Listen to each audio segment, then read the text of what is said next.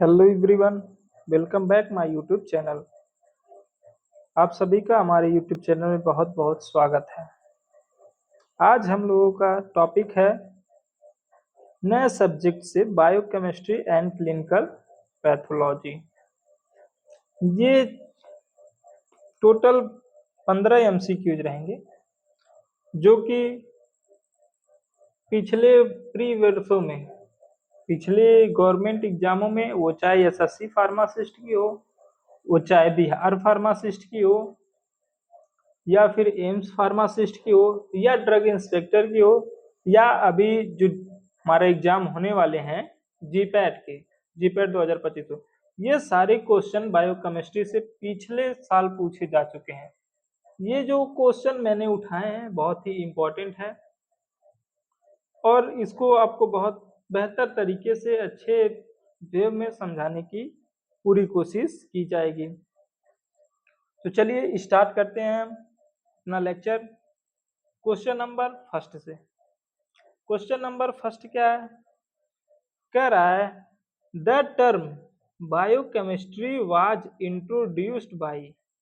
कह रहा है कि ये जो बायोकेमिस्ट्री का टर्म है ये सबसे पहले किसके द्वारा इंट्रोड्यूस किया गया था, किसके द्वारा दिया गया था? तो चार ऑप्शन आपको दिए गए हैं। पहला है विलियम कर्व ने, दूसरा है हावर्थ ने, तीसरा है कार्ल न्यूबर्ग ने और चौथा है पॉलिंग ने। तो इसमें हमारा जो सही आंसर है वो हमारा है कार्ल न्यूबर्ग ने। ये जो कार्ल न्यूबर्ग जी थे इन्होंने सबसे पहले बायोकेमिस्ट्री को इंट्रोड्यूस किया था। इसका एक टर्म दिया था कि भैया बायोकेमिस्ट्री, बायो मीन्स ऐसी वस्तुएं जो लिविंग होती हैं, उनकी स्टडी को बायो कहते हैं। केमिस्ट्री मीन्स केमिकल, यानी ऑर्गेनिक और इनऑर्गेनिक दोनों के मिक्सचर को हम केमिस्ट्री कहते हैं। ठीक है, जिसको हिंदी में रसायन विज्ञान कहते हैं। यानी जीव विज्ञान और रसायन विज्ञान दोनों के मिश्रण को ही बायोकेमिस्ट्री कहते हैं। ठीक है, तो ये इन्होंने ही खोज करके दिया था, जो थे हमारे कार्ल न्यूबर्ग। ठीक है, समझ में आ गया। अब चलते हैं सेकंड वाले क्वेश्चन पे। सेकंड वाला क्वेश्चन क्या कह रहा है? कह रहा है कि the sugar erythrulose belong to category of. कह रहे हैं हमारा जो इरिथ्रोलोज सुगर होता है यह किस कैटेगरी से बिलोंग कर रहा है? ठीक है, मान लीजिए जैसे कि हम लोगों में क्या होता है कि हम लोग की एक कास्ट है, एक कैटेगरी है, उससे क्या होता है कि इससे हमारी एक पहचान होती है। ठीक, कि हम किस कास्ट के हैं, किस स्टेट के हैं, किस धर्म के हैं। ठीक है, ये सारी चीजें हमें एक कैटेगरी तो निर्धारित करती है। मान लीजिए जैसे कि हम क्या है, हिंदू हैं। ठीक है, तो हिंदू ये तो हमारा एक पहचान हो गया है इंटरनेशनल लेवल पे। ठीक है, लेकिन अगर हम पूछें कि भैया जैसे कि अगर हमें कैटेगरी वाइज में बांटा गया है, जैसे कि जनरल कैटेगरी हो गई, ठीक है, ओबीसी कैटेगरी हो गई, ठीक है, एससी कैटेगरी हो गई, एसटी कैटेगरी हो गई, तो क्या है हमें कैटेगरी वाइज बांटा गया है। तो उसी प्रकार ये जो कहा है कि जो हमारा ये सुगर इरिथ्रोलोज है, ठीक है, यानी ये जो हमारा सुगर इरिथ्रोलोज है ये कह रहा है कि ये किस कैटेगरी से बिलोंग करता है। ठीक है, जैसे कि कोई जनरल कैटेगरी से बिलोंग करता होगा, बहुत से बच्चे हैं जो ओबीसी कैटेगरी से बिलोंग करते हैं, तो उनका एक स्पेसिफिक कैटेगरी होता है, एक स्पेसिफिक जाति होती है, उपजात होती है। वैसे ही हमें सुगर इरिथ्रोलोज को बताना है।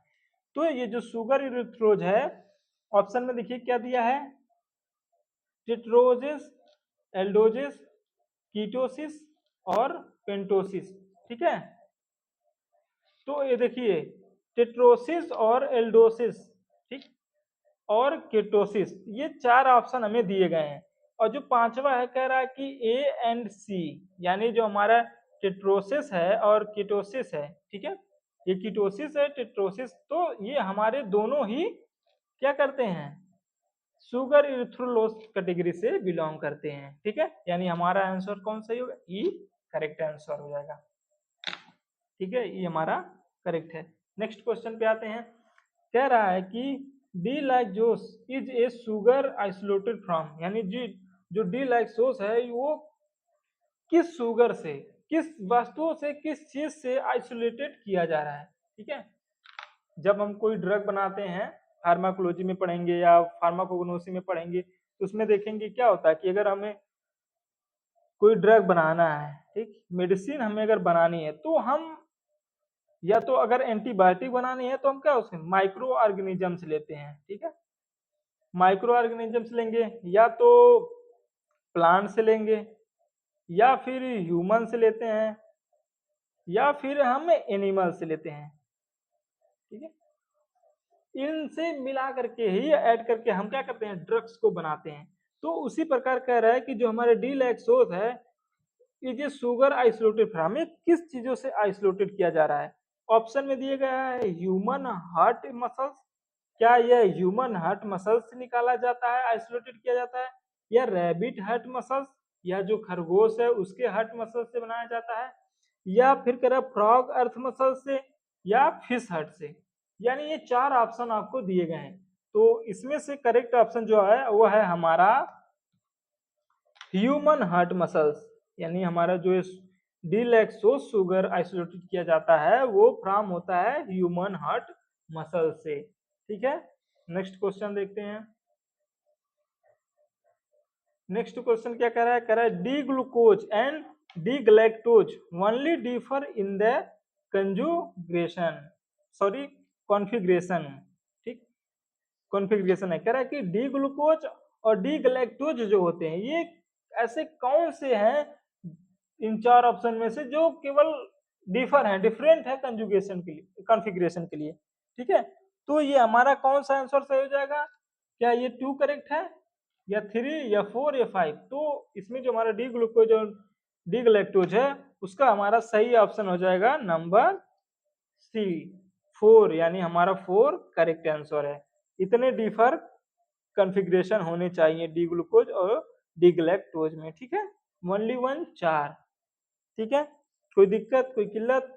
चलिए आगे बढ़ते हैं, पांचवा क्वेश्चन देखते हैं क्या है, aqueous solution of glucose contains. ठीक, ये कह रहा है कि मान लीजिए ये हमने वाटर लिया, ठीक है, ये हमने वाटर लिया, ये कह रहा है कि ऐसा जो एक्वस है, ठीक है, एक्वस सॉल्यूशन है, किसका एक्वस सॉल्यूशन है, ग्लूकोज कंटेंट का, यानी एक ग्लूकोज कंटेंट है, ये हमारा जो ग्लूकोज कंटेंट है, ठीक है, ये कह रहा है कि जो हम पूरा टोटल बना रहे हैं वो कितना ले रहे हैं। जैसे कि अगर कोई चीज हम बनाना है, तो मान लीजिए हमें अगर चीनी का घोल बनाना है, ठीक है, यानी शरबत बनानी है, तो क्या करते हैं हम, मान लीजिए हम 80 ml वाटर ले लेते हैं, ठीक है, और 20 ग्राम हम ले लेते हैं शुगर। तो अगर इसको हम मिक्स कर देंगे आपस में, तो क्या ये पूरा हो जाएगा 100 ml वाटर। ठीक है, या वाटर नहीं, या ग्लूकोज कह दीजिए। ठीक है, तो ये हमारा क्या हो रहा है, यही ये पूछ रहा है कि कह रहा है कि एक aqueous solution of glucose content, यानी जो हम ग्लूकोज कंटेंट होता है उसमें एक्वस सॉल्यूशन कितने होते हैं और कौन कौन से होते हैं। ऑप्शन में दिया गया है पहला क्या, अल्फा डी ग्लूकोज ओनली, क्या इसमें यानी जो हमारा ये ग्लूकोज कंटेंट है, ये जो हमारा ग्लूकोज कंटेंट है, कह रहा है क्या इसमें केवल अल्फा डी ग्लूकोज है। ठीक है, और पूछ रहा है सेकंड वाला, कह रहा है कि equal amount of alpha D glucose and beta D glucose, और जो दूसरा नंबर है वो कह रहा है इक्वल है अल्फा डी ग्लूकोज से और बीटा डी ग्लूकोज, क्या ये दोनों से मिक्स होकर के बना है शुगर ग्लूकोज कंटेंट। या थर्ड नंबर कह रहा है कि 75% of beta D glucose and 25% of alpha D glucose. ये क्या कह रहा है, थर्ड नंबर वाला ही कह रहा है कि 75% हमने बीटा डी ग्लूकोज ले लिया, ठीक है, और कह रहा है 25% हमने अल्फा डी ग्लूकोज ले लिया। यानी अब हमारा टोटल कर देंगे तो 5 5 10 7 2 9 1 10, यानी 100 है। ठीक है, पूरा कितना हो गया हमें देखिए अभी आप बताया ना कि हमारा 100 ml ग्लूकोज हम बनाने के लिए हम इतना इतना वाटर लिए, इतना शुगर लिए। तो अगर हमें शुगर ग्लूकोज कंटेंट बनाना है तो कह रहा कि 75% बीटा डी ग्लूकोज लेंगे और 25% अल्फा डी ग्लूकोज लेंगे। ठीक है, ये तीसरा नंबर कह रहा है। और जो लास्ट वाला है वो कह रहा है कि जो हमारा ये 25% ऑफ अल्फा डी ग्लूकोज है और फिर 25% बीटा डी ग्लूकोज है, यानी इन दोनों को मिला दें 25-25% है, तो हमारा टोटल कितना होता है 50%। ठीक है, तो हमारा इसमें जो सही आंसर आ जाएगा वो हमारा होगा 75% बीटा डी ग्लूकोज लेंगे और 25% अल्फा डी ग्लूकोज लेंगे, तभी ना जाके हमारा 100 mg या 100 ग्राम 100 ml का पूरा कंटेंट बनेगा। ठीक है, तो हमारा सही आंसर क्या हो जाएगा 75 वाला, सी वाला। ठीक है, 75% बीटा डी ग्लूकोज और अल्फा डी ग्लूकोज 25% लेंगे। ठीक है, आइए नेक्स्ट क्वेश्चन पे। अगर आप लोग मेरे चैनल पे नए हैं तो प्लीज चैनल को सब्सक्राइब कर लीजिए और बेल आइकन को दबा लीजिए और वीडियो को शेयर करना मत भूलिएगा। आप लोगों के लिए बहुत मेहनत करके हम लोग नोट्स बनाते हैं, एमसीक्यू इधर से पूरा प्रीवियस क्वेश्चन छाट डालते हैं। भैया एकदम बेहतर से बेहतर चीज दें आप लोगों के लिए, तो प्लीज एक लाइक एक थम्स अप तो बनता ही है। वैसे भी गर्मी का सीजन है, बिना थम्स अप दिए जाइएगा नहीं। नेक्स्ट क्वेश्चन क्या कह रहा है, कह रहा है कि the sugar lactose is a, कह रहा है जो शुगर होते हैं उसमें लैक्टोज कितना है, मतलब लैक्टोज क्या है। ठीक, शुगर में कह रहा है मिल्क शुगर होती है या डाइसेकेराइड होती है या derivative of glucose linked with galactose होता है, या कह रहा है ऑल ऑफ द एबव। तो इसमें हमारा जो सही आंसर हो जाएगा, जो हमारा शुगर लैक्टोज होता है उसमें मिल्क शुगर भी पाया जाता है, डाइसेकेराइड भी पाई जाती हैं और derivative of glucose linked with galactose, यानी ग्लूकोज और ग्लैक्टोज दोनों आपस में लिंक्ड होती हैं, ये भी पाई जाती है। और लास्ट वाला कहला ऑल ऑफ द एबव, तो हमारा सही आंसर कौन हो जाएगा ऑल ऑफ द एबव। एक बात ध्यान रखिएगा, जहां पे ऑल ऑफ द एबव दिया है तो मोस्टली केसों में ऐसा होता है कि जो ऑल ऑफ द एबव होता है वो सही होता है, ज्यादातर केसों में। बहुत कम रेयर केसों में होता है कि अगर ऑल ऑफ द एबव दिया तो हमारा गलत होगा, बाकी सब में हमारा सही होता है।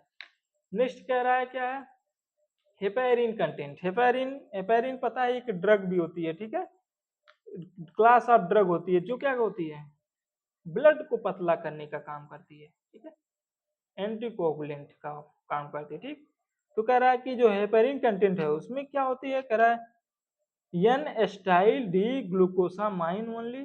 क्या जो हेपेरिन कंटेंट होते हैं क्या उसमें एन एस्टाइल और डी ग्लूकोसामाइन होते हैं ओनली।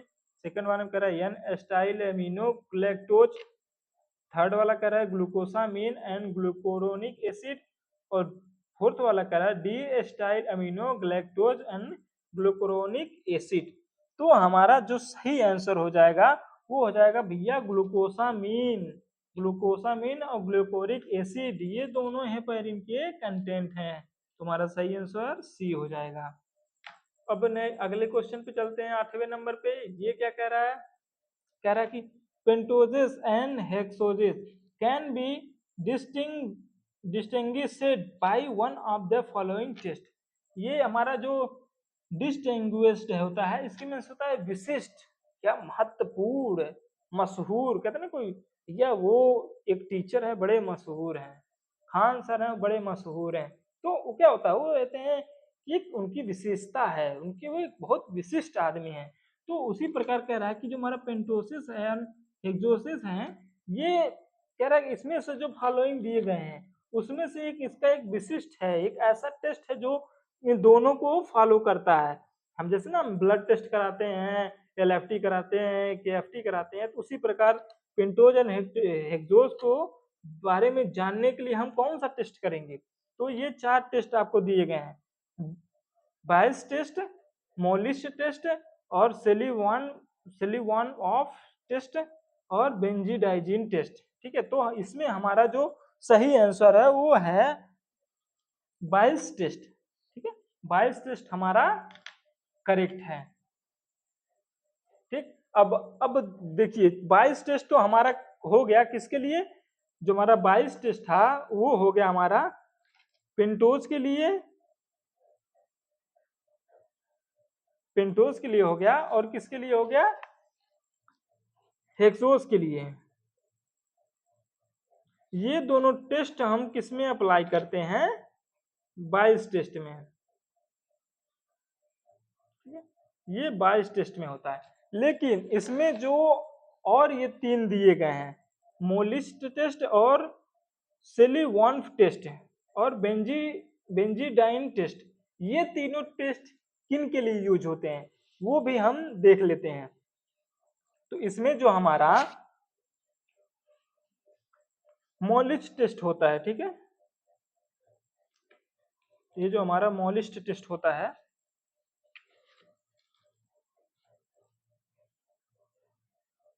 मोलिस्ट टेस्ट जो हमारा होता है, ये किनको आइडेंटिफाई करने के लिए होता है, किनको शुरू करने के लिए होता है, तो ये होते हैं जो हमारे बॉडी में कार्बोहाइड्रेट होते हैं, ठीक है,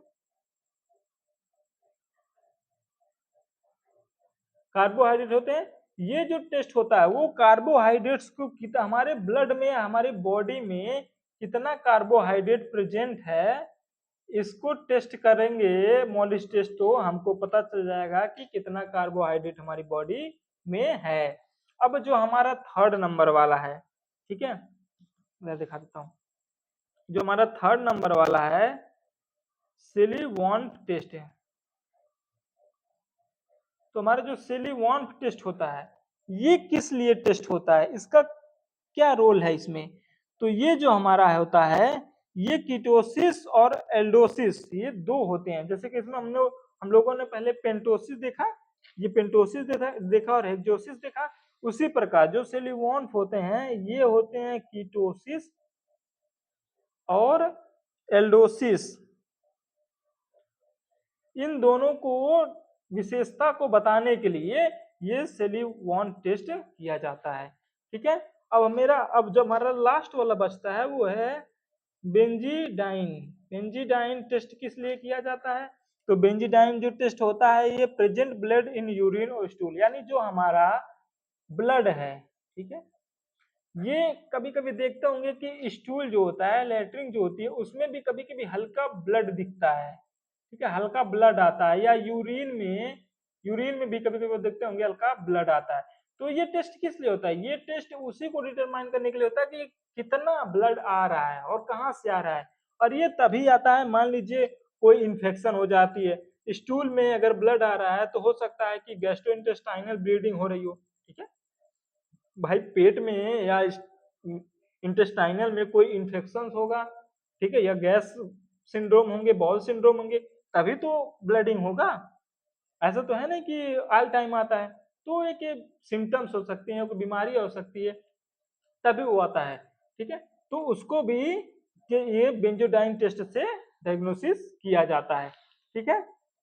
अब चलते हैं नेक्स्ट पे, 9 नंबर पे। ये कह रहा है कि सेरेब्रोसाइड बिलोंग ऑफ कैटेगरी ऑफ, देखिए अब सेरेब्रोसाइड्स आ गया। अभी तक हम लोग पीछे जब देखे थे तो उसमें पूछा गया था कि जो हमारा ये क्वेश्चन एक था, क्या था क्वेश्चन, ये जो सुगर इरिथ्रोलोज है, ठीक है, सुगर इरिथ्रोलोज, इसको भी कैटेगरी पूछी गई थी, ये किस कैटेगरी से बिलोंग किया जा रहा है। लेकिन यहाँ पे जो है ये पूछा जा रहा है कि सेरेब्रोसाइड बिलोंग ऑफ कैटेगरी ऑफ, कि सेरेब्रोसाइड किस कैटेगरी से बिलोंग करता है, क्या ये फास्फोलिपिड से बिलोंग करता है, ग्लाइकोलिपिड से, ग्लाइकोसाइड या पॉलीअनसैचुरेटेड फैटी एसिड से, या नन ऑफ द एबव। तो इसमें जो हमारा सही आंसर होगा सेरेब्रोसाइड है, तो ये हमारा ग्लाइकोसाइड से answer, glycolipid sorry, glycolipid correct answer होगा, ठीक है। नेक्स्ट क्वेश्चन पे आते हैं। क्वेश्चन कह रहा है गॉस्टर डिजीज इज रिलेटेड टू, यानी ये जो गॉस्टर डिजीज होती है ये किन से रिलेटेड है, किन की कमियों के कारण होती है, किन की लो या हाइपर या हाइपो के कारण होती है। तो क्या अगर प्रोटीन की कमी हो जाए या प्रोटीन ज्यादा हो जाए बॉडी में, तो उससे उससे हमें गॉस्टर डिजीज हो सकती है, या कार्बोहाइड्रेट इंक्रीज हो जाए या डिक्रीज हो जाए हमारे बॉडी में, तो उससे गॉस्टर डिजीज हो सकती है, या आरएनए या लिपिड। तो इसका जो करेक्ट आंसर है वो है भैया लिपिड, ठीक है, लिपिड हमारा करेक्ट आंसर है। अगर लिपिड की कमी होती है तो गॉस्टर डिजीज होता है। गॉस्टर डिजीज होने का कारण है कि लिपिड का डिसबैलेंस हमारी बॉडी में होना, ठीक है। और नेक्स्ट क्वेश्चन है 11th का, कह रहा है कि how much mg of cholesterol is present in 100 ml of the blood. ये क्वेश्चन मैंने अपने चैनल पे पोस्ट भी किया था, बहुत लोग जवाब दिए थे और सही भी दिए थे।